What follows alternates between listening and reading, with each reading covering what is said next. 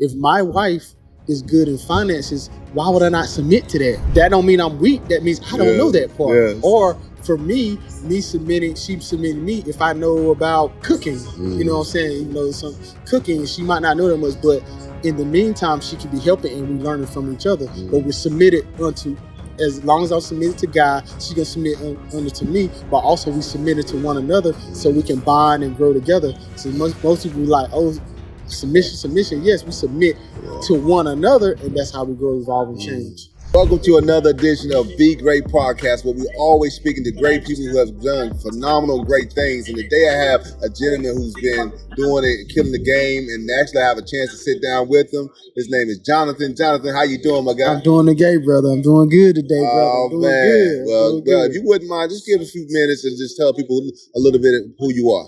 I'm Jonathan. I'm from North Carolina, but I moved around. I've been a barber for 13 years, but also just got in the podcast space, and my company's Black Men Speak.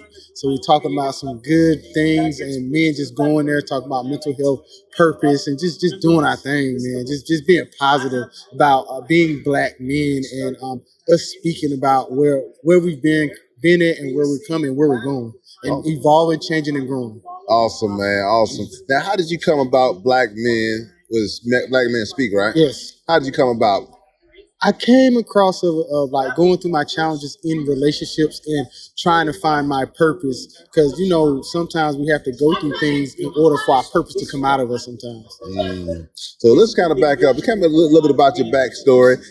Did you have some challenges? Were you in the streets? How was your upcoming? Basically for me, my you know, sometimes we go through childhood stuff, but I have relationship issues, I'm gonna say that. So basically talking about how as a Black man we don't have a safe space to really express ourselves in relationships, because I've been through 2 divorces. So me going through that, it shaped me who I am today to become the best version of myself today. Man, you sound just like me on now. Now I haven't had 2, I had 1. But I can truly tell you through my experience of having that 1 divorce, I was married for 12 years, and one of the things I walked away with was in a divorce is not for just one side. That person may have done some things, but you can't say, well, you walked away clean either. But what can you learn about yourself that you can improve yourself for wherever else life is going to take you? And so that's huge when you are assessing yourself, because going through a divorce is not like you just breaking up with somebody. It's like losing an arm. It's almost like death almost. It's not a win, because you don't go into it to lose. Right. But now you have to count it as an L. You have to look at it as the truth, what it is. Neither one of us won. No matter if you got the house, you got all the other stuff you want, you still lost, because now you have failed at something that was used and one was something and with someone else. And so just through that, let me just kind of ask you, dive a little deeper as you would choose to go. What's something that kind of was the darkest, but also how did you bounce back? Okay, the darkest I went through was when going through the separation and breakup. I went through a deep depression, and a deep depression hit me to the point where I couldn't function. I couldn't show up in the marriage. I couldn't show up in the separation. I couldn't show up at all. And I'm trying to get out of a dark place, and the person left me, or really abandoned me in the situation while I was in the. Matter of fact, I was even in the mental hospital, and she left me, and she sent me divorce papers while I was in there. And that was real deep dark for me, but luckily I got what I needed while I was in there, because I decided to do the work. And then while she separated and I was going to the hospital, I went to go get help. I seeked help. So when I did that, I started to become who I was supposed to be, and I started really honing and working on myself. So once you start to work on yourself and you work on your mental, emotional, and physical health and different things that you want to work on, I wrote down what I wanted to become, and I focused on that. And when I started to become that, so I started to attract what I wanted. So I always say this: when you want to become something, you got to become it in order to attract it, and you attract it, and you start to become it. Man, you know, it's so funny. It's stuff, and the more I'm listening to you, it's like, man, you regurgitating some of the same things I be speaking on too. So, like mine, bro, I appreciate you sharing that, man. So, some of your darkest moments is where you can become, it gets darkest before the light, right? And so going through those dark times, you feel like I'm at my lowest point, or it seems like it may be just the end, but hey, if you just keep on pressing, you keep on living, and guess what? greater things will come. God will use your misery to become your ministry. He will use those things that hurt you the worst to be able to help the next person. So, man, I commend you that you took what hurt you to help dig deeper to help someone else. And so let's talk about a little bit about where now you're headed with the opportunities that you're sharing with others. What does this mean when you're saying Black Men Speaks? Tell me a little bit more about it. What I mean by when I say Black Men Speak, the reason why I'm specific about in the Black man space. The reason I say that because we, as Black men, we go through things and we're not talking about them, especially when it comes to the intimate side of relationships. We're not talking about like, okay, my mental health. We're not talking about how I went through a deep depression and how my ex-wife left me or how she abandoned me, and then now I'm dealing with these little boy tendencies, and I'm showing up in other relationships. So you don't want to go through relationship after relationship, broken after broken. You don't want to continue to do that. So me talking about mental health and my journey of becoming who I am, the story was that I came through a depression, I came through anxiety, I came through childhood trauma, and when I started hitting all them things, now I came who I am now, and we just talking about the things of being authentic with how Black men come and how they perceive us, because sometimes they perceive us as we're mean, we're arrogant. It's just that the little boy is acting up, and you have to be careful and kind with him sometimes. Sometimes I have to be soft with myself and be. I was noticing that I was never. Even I'm gonna say a backstory with my mom. She was when I grew up, and I noticed in certain things. I was in a therapy session, and the guy in my therapist said, he said, I learned. He said we're gonna pause this for a moment because I was getting emotional, and then I was unpacking some stuff, and he said, I noticed that you never felt enough. And that really hit me, and I really cried in my session because I haven't heard that. I haven't felt I was enough. I never felt loved and cared for from my mom. I didn't get the nurturing part. So now I had to give it to myself as a Black man. And as Black men, they be strong and tough and all these things like that. But we can't walk around like that. Nobody won't be hard all the time, you know? So that's where I'm coming from. Yeah. Wow, man, that's deep, man. Because sometimes I know you don't have to go through in order to help everybody, but sometimes it takes you to have to be in that space to now you can relate to the person that you're here to help. And so I know, and the more you speak, the more I can relate to myself in that same tone that you're talking. And so knowing that you had to experience that for yourself, now you're able to shape something in your area that you're serving others. How did you, I guess, move from having this? Because I put it like this. I heard it from Bishop Jakes. I know others heard me say this all the time. What bothers you is what you have been called to help fix. How did you transition your problem to become something that you notice, now I got to find a way to use it to help the next person? How did that come about? I think what you said, what bothered me was that I wasn't seeing healthy Black men. And we're showing up in spaces as like, we want to be a leader, like in a home, we want to be a leader. We want to be a family man. And we want to be, I was learning that I was never emotionally available in some areas, or I was noticing through in therapy when I would pick relationships of women, I was noticing that they was emotionally available themselves. So every time when I'm picking a woman or something, I'm noticing I haven't dealt with my childhood trauma stuff. So I'm picking my mom. I'm picking certain women that's not conducive to my health because I'm not healed yet. So me being healed and whole and working myself, now I can attract the woman that I want and not keep continuing the cycle, because I noticed I was on a hamster wheel picking these same type of women over and over and over. But now I get off the hamster wheel, decide to heal my whole self, not just parts of me. So that means emotionally, mentally, physically, and just really and financially, because every time I noticed when I was getting in a place of money, or I'm taking care of the household, and then when I don't have it anymore, they'll leave or they'll abandon the situation. And then now I got to start over from scratch. And I'm like, no, I need to pick the right woman that's aligned with my purpose. Wow.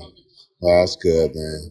And so I kind of want to go down this path a little bit before we start digging into how it really affects men. Let's kind of dig more into that hurt side of things. Because something I've realized, and I've raised three boys, and I always tell them, don't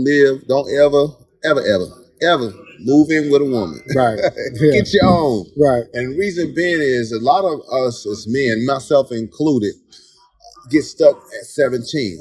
And what am I saying? I'm saying that we move from our moms to another woman. We call it, hey, I'm being a player. You out there running the field.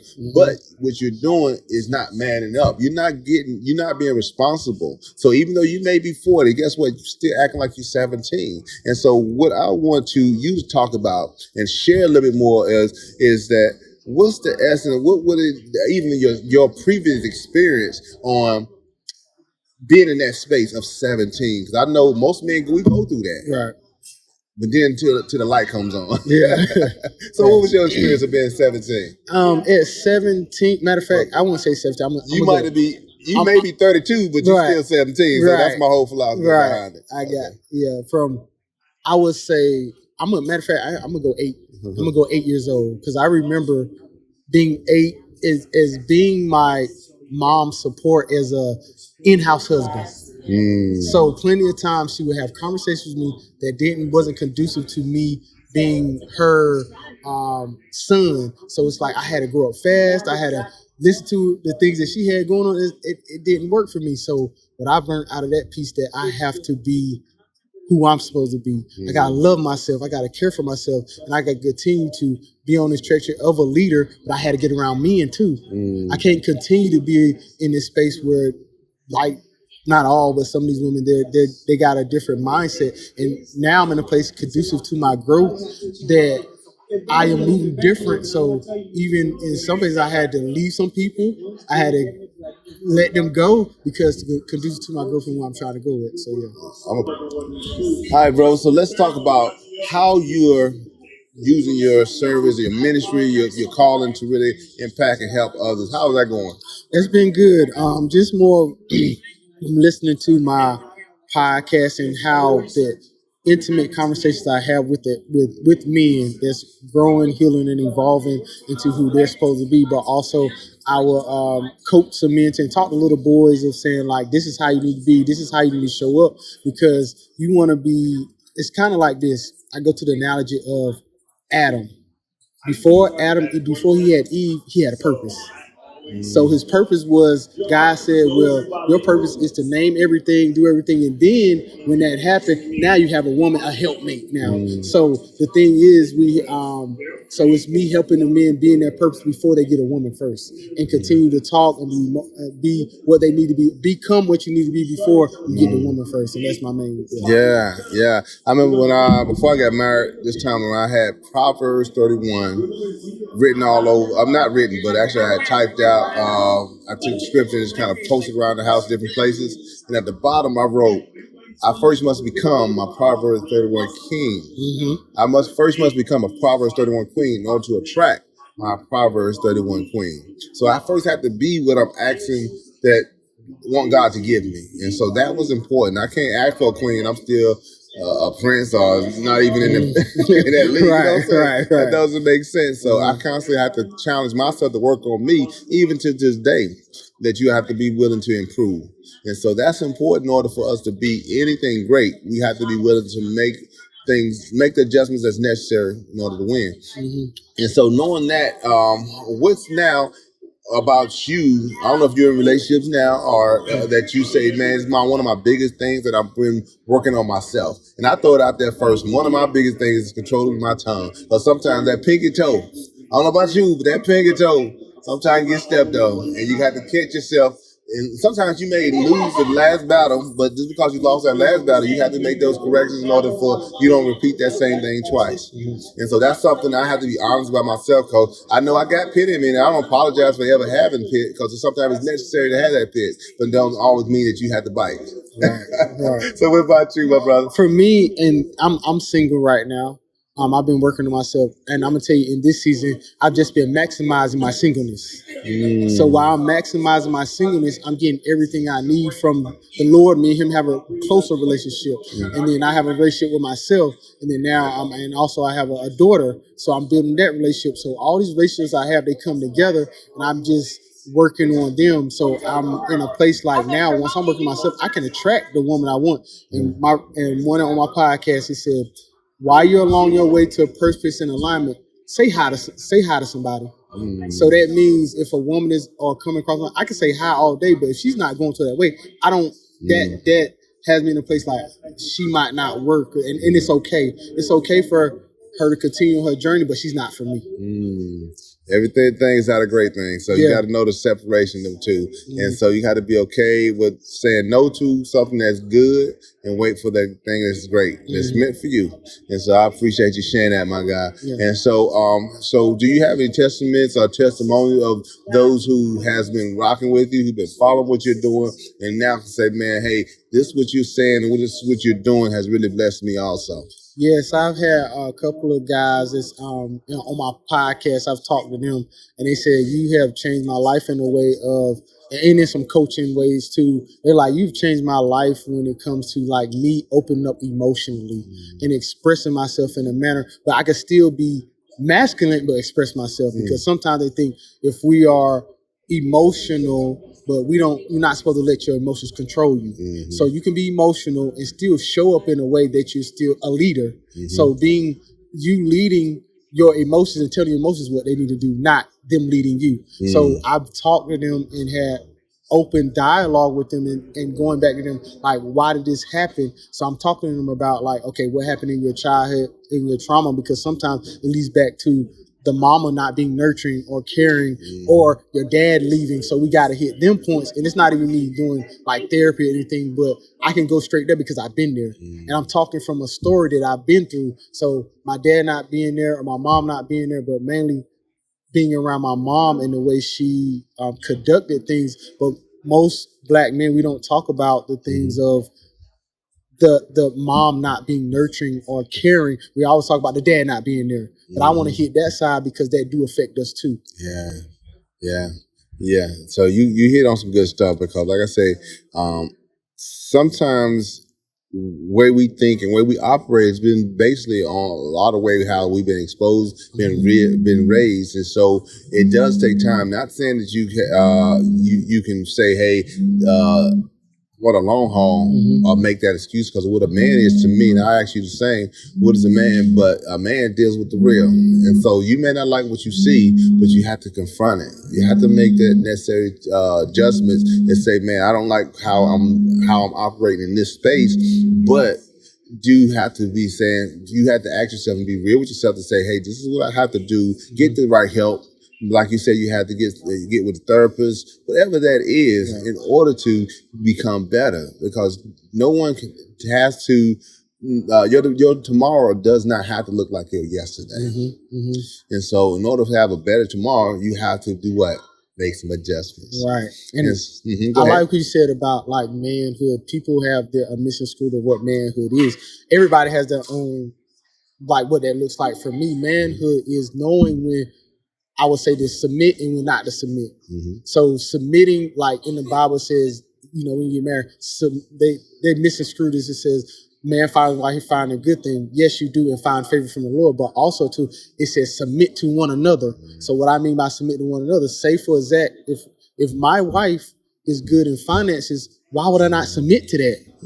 That don't mean I'm weak. That means I don't know that part. Or for me submitting, she submitting me if I know about cooking. You know what I'm saying? Some cooking, she might not know that much, but in the meantime, she could be helping and we learning from each other. But we're submitted unto, as long as I'm submitted to God, she's gonna submit under to me, but also we submitted to one another so we can bond and grow together. So most people be like, oh, submission. Yes, we submit to one another, and that's how we grow, evolve, and change.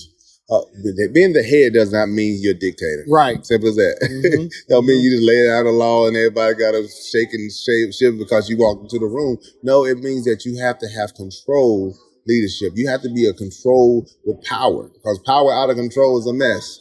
And we've seen that on so many different levels. So that's the Hitlers and some of those ones who's a dictator that actually can destroy life versus build life. And so you have to be careful when you have been given power. And I think that's something else that I want to talk about with the three things that when men, not only men, but just people in general get a hold of is how you handle power, sex, and money.